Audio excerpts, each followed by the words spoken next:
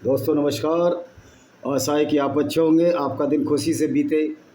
इसी के साथ हम इस वीडियो का शुभारंभ करते हैं। आज हमारा चर्चा का विषय रहेगा, क्या वास्तव में अरब के लोग जो थे इस्लाम से पूर्व क्या देवी देवताओं की पूजा करते थे या मूर्ति पूजा करते थे, और मोहम्मद के आने के पश्चात ये मूर्ति पूजा कब ख़त्म हुई, और क्या मोहम्मद के माता पिता भी मूर्ति पूजा करते थे या नहीं, और मोहम्मद के इस्लाम फैलाने से पहले अरब कैसा था, किस तरह का था, उसके बारे में चर्चा करेंगे।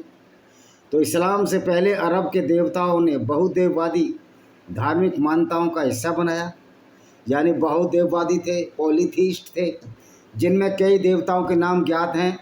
4वीं शताब्दी ईस्वी और इस्लाम के उदय के बीच समय तक अरब में बहुदेववाद धर्म का प्रमुख था, यानी कि लोग मूर्तियों की पूजा करते थे। इससे ये भी साबित होता है कि इस्लाम मोहम्मद ने फैलाया, उससे पहले इस्लाम कभी नहीं था। अगर इस्लाम उससे पहले था तो काबा में मूर्तियां 630 तक मूर्ति पूजा होती रही, जब तक मोहम्मद ने काबा को फतेह नहीं कर लिया, जीत नहीं दिया और मूर्तियों को तोड़ फोड़ नहीं दिया। तो इस्लाम का सबसे बड़ा झूठ कि इस्लाम शुरू से है, ऐसा कुछ नहीं है। अरब में बहुदेववाद पॉलीथिस्ट धर्म प्रमुख थे। देवता प्रकृति, प्रेम, मृत्यु आदि शक्तियों का प्रतिनिधित्व करते थे।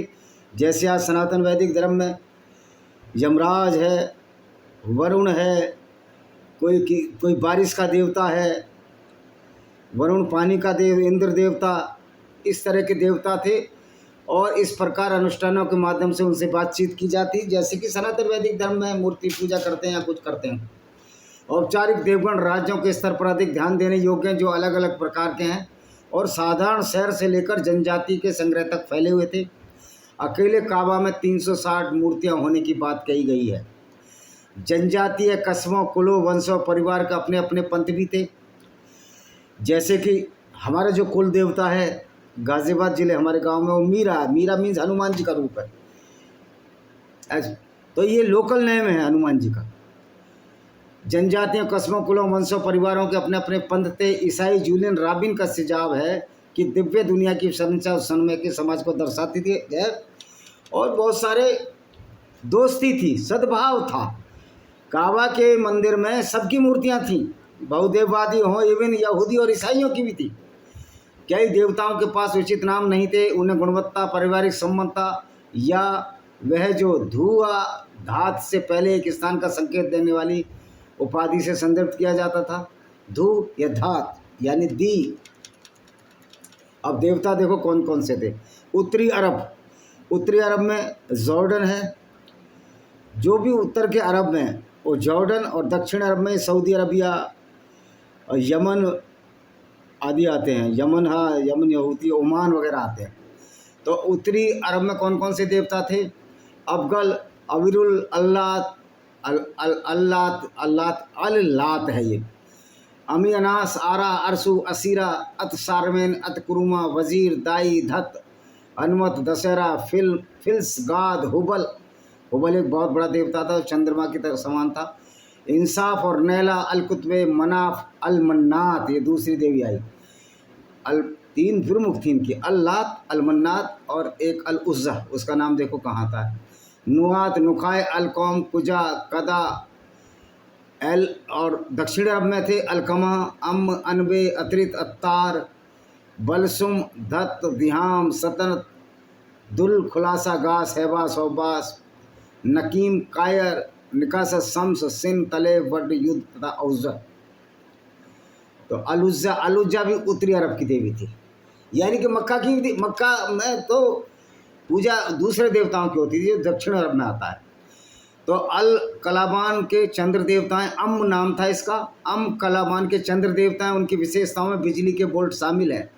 बिजली मतलब प्रकाश देता था चंद्रमा। अम्मी अनास एक देवता है जिसकी पूजा ख्वेलन करते हैं मूर्तियों की पुस्तक के अनुसार। तो अख्तर, इस तरह ये देवता थे। अब सारे देवता बहुत टेक्निकल हो जाएगा, आपका वीडियो भी बहुत लंबा हो जाएगा। वैसे प्रमुख 3 देवियाँ थीं, देखो उनके बारे में बता देते हैं आपको। अल्लाह, एक तो हुबल था, हुबल भी इनका प्रमुख देवता था। चलो अभी बताते हैं। देखो अल्लाह देवी थी। ये बड़ी फेमस थी। अल्लाह तो उर्वरा और युद्ध से जुड़ी देवी है। उनका पंथ पूरे अरब प्रायद्वीप और पालमिरा तक फैला हुआ था। उसे युद्ध की यूनानी देवी एथेना के बराबर माना जाता था। हिजाज क्षेत्र में उन्हें विशेष रूप से तहफ हुई है, जहाँ मोहम्मद को पत्थर मारे गए थे जब ये इस्लाम फैलाने गया था। तैब के बनु ठाकिब द्वारा पूजा जाता था। बनु ठाकिब एक कबीला था और उत्तरी अरब के नबातियान भी उसकी पूजा करते थे। दक्षिण अरब और केदार में उसकी पूजा के प्रमाण है, जहाँ उनके नाम का उल्लेख है। इस्लामी परंपरा के अनुसार ताइफ में उनके मंदिर के विनाश के साथ उनकी पूजा भी समाप्त हो गई। तो ये तो मूर्ति भंजक लोग हैं। बड़ी बड़ी देवता बताऊंगा जो खास होंगे। अलुज्जा ये भी प्रमुख देवी थी। अलुज्जा एक देवी है जो शक्ति, सुरक्षा और प्रेम से जुड़ी है। ग्रीक देवी एफ्रोडाइट के बराबर वह नबातियन की एक महत्वपूर्ण देवी थी और पेट्रा में उसे समर्पित एक मंदिर स्थापित किया गया था। पेट्रा, क्योंकि मक्का तो था ही नहीं, मोहम्मद का जन्म पेट्रा में हुआ था। डैन गिब्सन की खोज ने साबित कर दिया कि मक्का नाम का शहर मोहम्मद के जन्म पर था ही नहीं। तो ये सारा झूठ है। अच्छा जी, हिजाज में कुरैश की प्रमुख देवी बन गई। कुरैश यही जो मोहम्मद का कबीला था। और नखला में एक बार 3 पेड़ों वाला एक मंदिर था। इस्लाम से पहले की कविता में उसे सुंदरता के प्रतीक के रूप में बुलाया गया। दक्षिण अरब में उसे उज्जैन के नाम से जाना जाता। अल उज्जा या उज्जैन दक्षिण अरब में। वह उपचार से जुड़ी थी, यानी बीमारी का इलाज करती थी। और देखिए और कौन से देवता हैं, अल्लात, अलमन्नात, और देखते हैं किधर है।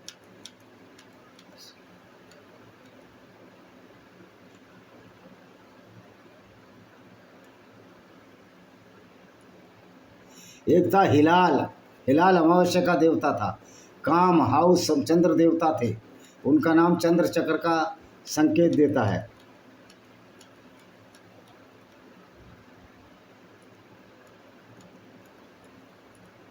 आ गई भाई।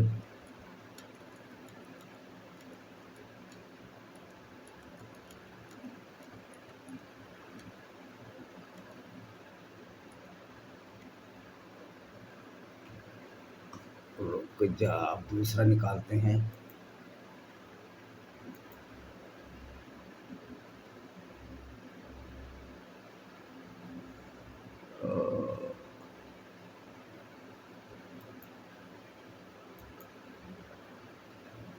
बात वही है।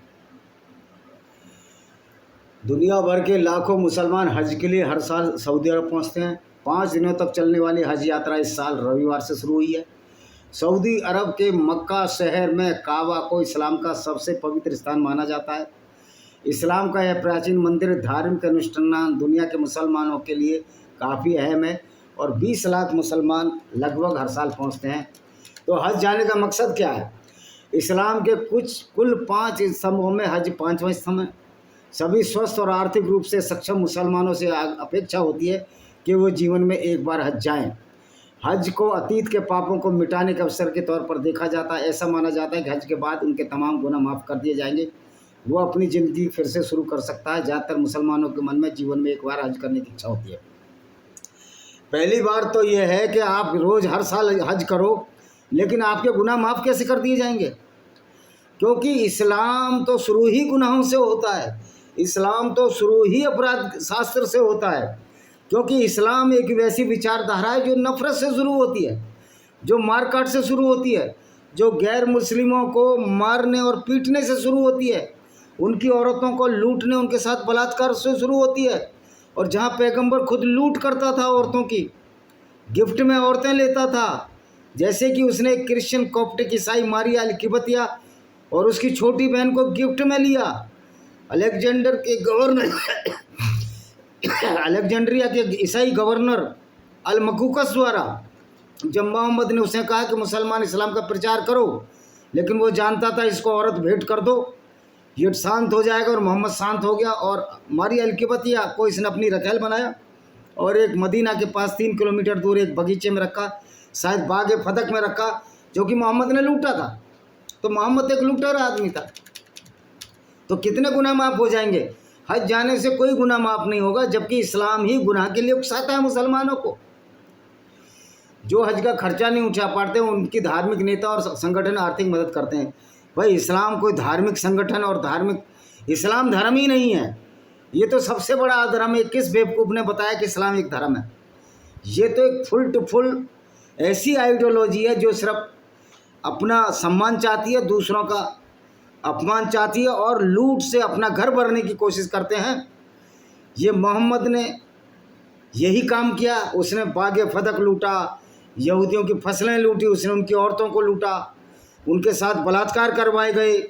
हर लूटने के बाद यहूदी औरतों के साथ बलात्कार होते रहे। जैसे कि मोहम्मद गौरी और गजनवी आए और पाकिस्तान के जो मुसलमान आज जो उनको गौरी और गजनी के नाम से मिसाइल बनाते हैं, इन मूर्खों को पता नहीं कि तुम्हारी जो दादियाँ और नानी परनानियों के साथ इन्हीं उज़्बेक मुसलमानों ने बलात्कार किए और उससे तुम पैदा हुए। तुम वही अवैध संतानें हो। और मज़े की बात है, ये उसी अल्लाह की जो कि काल्पनिक अल्लाह है। दिन रात पूजा, दिन रात नमाज पढ़े जा रहे हैं, नमाज में 17 बार गैर मुस्लिमों को गाली दे रहे हैं, बिल्कुल हर जगह गुंडागर्दी फैला रहे हैं। जबकि इनकी माँ बहनों के साथ अरबियों ने और तुर्की मुसलमानों ने पहले से इनकी बहनों माँ बहनों के साथ बलात्कार किए। जबकि हिंदू लड़ते रहे और जो कायर थे उन्होंने अपनी बहन बेटियां उनको दे दी, चाहे वो कोई भी हो, XYZ। तो मुसलमानों के 5 स्तंभ काफ़ी मायने रखते हैं। ये स्तंभ हैं संकल्प की तरह, इस्लाम के मुताबिक जीने के लिए काफ़ी अहम है। अब देखिए कौन कौन से हैं। तौहीद यानी एक अल्लाह और मोहम्मद उनके भेजे हुए दूत, इनमें हर मुसलमान का विश्वास होना है। हमने जैसे पहले ही बताया था कि अल्लाह एक काल्पनिक और फ्रॉड है। अल्लाह अगर दुनिया को बनाने वाला होता तो दुनिया, अगर मैं कोई ड्राइंग बनाऊं तो मुझको पता होता कि मैंने क्या बनाया या इसकी स्पेशलिटी या सैलिएंट फीचर क्या है, इसके प्रमुख गुण क्या हैं। लेकिन अल्लाह को तो पृथ्वी के प्रमुख गुण ही नहीं पता था। साइंस के हिसाब से अब ये प्रूव हो गया कि अल्लाह एक झूठा था, उसको कुछ पता नहीं था, अल्लाह एक काल्पनिक पात्र था। तो हर मुसलमान का विश्वास जो तौहीद यानी एक अल्लाह है, ये झूठा है। इस्लाम का ये पहला स्तंभ मैंने झूठ साबित कर दिया। नमाज, दिन में 5 बार नमाज अदा करना, तो नमाज उसी अल्लाह की जो काल्पनिक है, फ्रॉड है, तो ये भी खारिज हो जाता। नमाज का कोई मतलब ही नहीं। रोज़ा, रमज़ान के दौरान उपवास रखना, अल्लाह की इबादत करना, जब अल्लाह है नहीं तो काहे की इबादत करना। ज़कात, गरीबों और ज़रूरतमंदों को दान देना, तो ये जो गरीब हैं सिर्फ मुस्लिमों को ही दान देना है और गैर मुस्लिमों से लूट कर भी दान देना है। हालांकि अब लूट कर नहीं पा रहे हैं ये, क्योंकि यूनाइटेड नेशन ऑर्गेनाइजेशन ने अल्लाह और अल्लाह के रसूल में ऐसा तगड़ा डंडा डाला है कि सेक्स स्लेवरी पे भी सऊदी अरब ने साइन कर दिया कि सेक्स स्लेवरी गलत चीज़ है, लौंडी दासी रखेल बनाना गलत चीज़ है। तो यहाँ UNO के डंडे से ये अब लूट नहीं कर पा रहे हैं। तो ये अब दान सिर्फ मुसलमान को दे सकता है, गैर मुस्लिम को दे नहीं सकता। या कि 5 स्तंभ नफरत की दीवार पर टंगे हैं। हज, मक्का जाना, मक्का जाओ, क्योंकि मोहम्मद ने 630 में जब मक्का पर अटैक किया उसकी सारी मूर्तियों को तोड़ा था। अब हज के इतिहास क्या है, एक झूठी कहानी। लगभग 4000 साल पहले मक्का का मैदान पूरी तरह से निर्जन था। मुसलमानों का ऐसा मानना है कि अल्लाह के पैगंबर अब्राहम, जिसे मुसलमान इब्राहिम कहते हैं, को आदेश दिया अपनी पति हाजरा और बेटे इस्माइल को फ़लस्तीन से अरब ले आए ताकि उनकी पहली पत्नी सारा की ईर्ष्या से बचाया जा सके। हाजरा एक्चुअल में रखेल थी इब्राहिम की। तो पहली बात तो यह है कि अब्राहम नाम का कोई आदमी हुआ नहीं है, ये सिर्फ पुस्तकों में है, काल्पनिक पुस्तक जो यहूदियों की धर्म पुस्तक और ईसाइयों का ओल्ड टेस्टामेंट बाइबल का, उसी में है ये। तो और कहीं भी यहूदियों की धर्म पुस्तक में ये कहीं जिक्र नहीं है कि वो कभी फ़िलिस्तीन से अरब आए। तो उनकी पत्नी सारा जो उनकी पत्नी थी, तो ये जो हाजरा था इसका बेटा था, ये अवैध संतान थी इब्राहिम की, जैसा कि ये मानते हैं। तो इससे ये साबित हो गया जब इस्लाम 1400 साल पहले है, तो ये पैगंबर अब्राहम जो यहूदियों का पैगंबर था, वो आपने कुरान में कैसे रख लिया? क्योंकि यहूदियों की धर्म पुस्तक में तो मोहम्मद का नाम नहीं है, अल्लाह का नाम नहीं है, लेकिन इनकी धर्म पुस्तक में ये नाम है, क्योंकि कुरान बाद में लिखी गई। और ये यहूदियों की धर्म पुस्तक तौरात, जो कि बाइबल का ओल्ड टेस्टामेंट भी, वो पहले लिखा गया। तो वो भी वही कहानी गढ़ रहे थे, तो मोहम्मद ने वो कहानी इधर चुरा ली। ये चोरी का माल है मोहम्मद की जो कुरान है। मुसलमानों का ये मानना है कि अल्लाह के पैगंबर अब्राहम से उन्हें अपनी किस्मत पर छोड़ देने के लिए कहा और उन्हें खाने की कुछ चीज़ें, थोड़ा पानी दिया। कुछ दिनों में सामान ख़त्म हो गया। हाजरा और इस्माइल, हाजरा इनकी रखेल थी, भूख और प्यास से बेहाल हो गए। मुसलमानों का मानना है कि मायूस हाजरा मक्का में स्थित सफ़ा और मरवा की पहाड़ियों की मदद से चाहत में नीचे उतरी, जो पहाड़ियाँ हैं जिसके चक्कर मारते हैं। भूख और थकान से टूट चुकी हाजरा गिर गई और संकट से मुक्ति के लिए अल्लाह से गुहार लगाई। और जबकि हाजरा अल्लाह नाम को जानती ही नहीं थी, क्योंकि हाजरा यहूदी थी, उसका गॉड तो यहोवा था या याहवे था। तो इस तरह मुसलमान ये साबित करने की कोशिश की मोहम्मद ने कि इस्लाम तो शुरू से ही है, यहूदियों की धर्म पुस्तक और ईसाइयों की धर्म पुस्तक से हमारा नाम हटा दिया, यानी कि मान न मान में तेरा मेहमान। और ये झूठ को साबित करने के लिए मोहम्मद ने ये कहानी गढ़ी, फैब्रिकेटेड कहानी गढ़ी। 40% से ज़्यादा हिस्सा इसने बाइबल से चोरी किया। मुसलमानों का विश्वास है कि इस्माइल ने ज़मीन पर पैर पटका तो धरती के भीतर से पानी का एक सूता फूट पड़ा, दोनों की जान बच गई। अब ये क्या संभव है कि कोई पैर मारे और ज़मीन पर? भाई जय एवोल्यूशन थ्योरी ये कहती है कि इंसान कभी इतना मजबूत नहीं रहा कि पैर मारे और पानी निकाल दे। ये सब कहावतें हैं, और ये कहावतें यहूदियों की थी, यहूदियों से पहले ग्रीक की थी, ग्रीक ने पहले सबसे रोमन की थी, रोमन से पहले फिर ग्रीक की थी, फिर एस्पियन की थी, फिर मिस्रियों की थी कि मिस्री सभ्यता पुरानी है। ये चलती रही, ये इस तरह चलता रहा। झूठ। हाजरा ने पानी को सुरक्षित किया और खाने के सामान के बदले पानी का व्यापार भी शुरू कर दिया। इसी पानी को आबे जमजम यानी जमजम कुआं का पानी कहा जाता है। अभी साइंटिफिक जांच हुई है जमजम की, आबे जमजम की, ना ही किसी पत्थर लात से निकला है। ये कोई एक साधारण स्रोत है जो कि प्रकृति स्रोत है, और इसका पानी कितना पुराना है ये भी पता लग जाता है। तो इस्लाम तो 14 साल पुराना है, पानी तो बहुत पुराना है।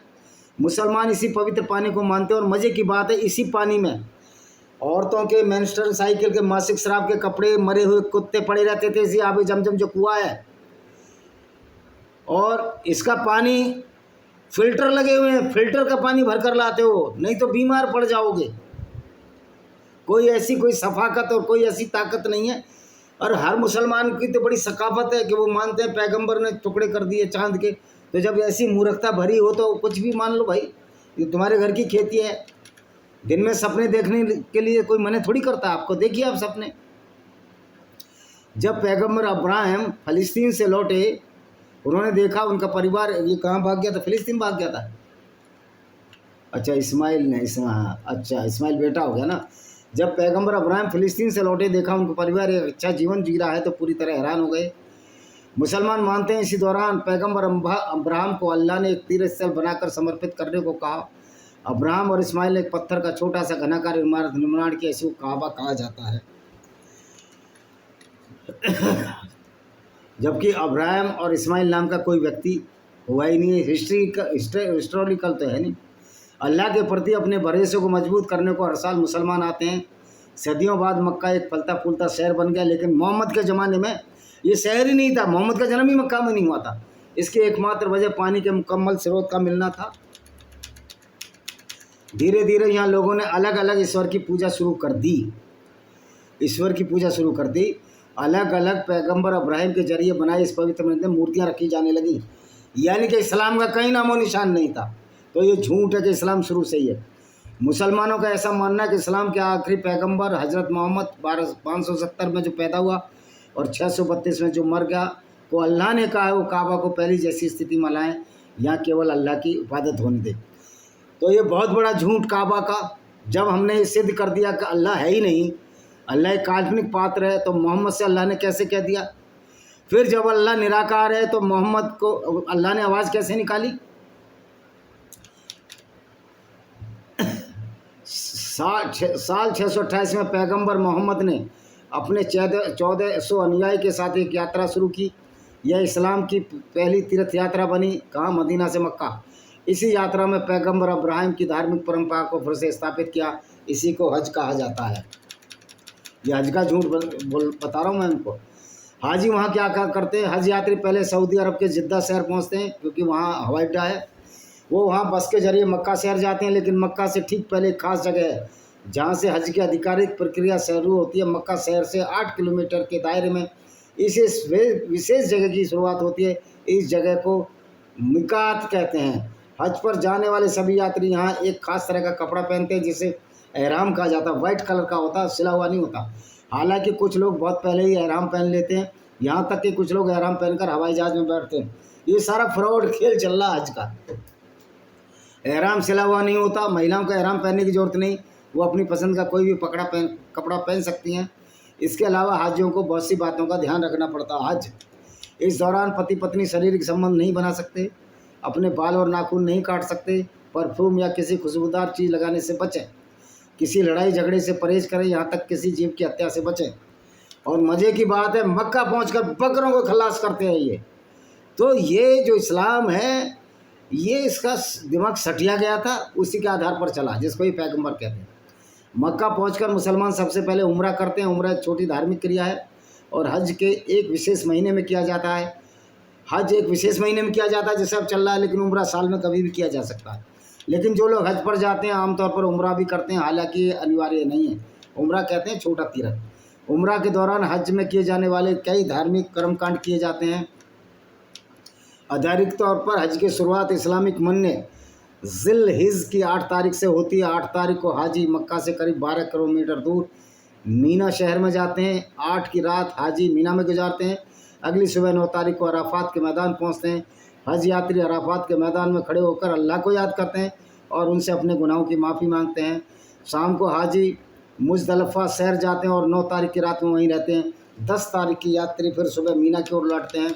उसके बाद एक ख़ास जगह पर जाकर सांकेतिक तौर पर शैतान को पत्थर मार रहे हैं। वो भाई शैतान तो कुछ नहीं कर रहा, मोहम्मद से बड़ा तो कोई शैतान ही नहीं था, जो औरतों को लूटता था, गैर मुस्लिमों को कत्ल करता था। तो पत्थर मारो तो उसको जाके मारो, शैतान का तो कोई अस्तित्व भी नहीं है, वो तो मोहम्मद ने अपने दिमाग से बनाया था। उसे जमरात कहा जाता है। अक्सर इसी दौरान भगदड़ मस्ती और कई लोग मारे जाते हैं। ऐसे पागल हो जाते हैं पत्थर फेंकने को, पूरी कौम को मोहम्मद पागल कर दिया। ये तो है मुसलमानों के साथ जो बहुत बड़ा प्रैंक किया है वो मोहम्मद साहब ने किया है। शैतान को पत्थर मारने के बाद हाजी या बकरी भेड़ की कुर्बानी देते हैं। अब वैसा जीव हत्या ना करो और यहाँ कत्ल करने लगे। उसके बाद मर्द अपना सिर मुड़वाते हैं और महिला अपना थोड़ा सा बाल काटती हैं।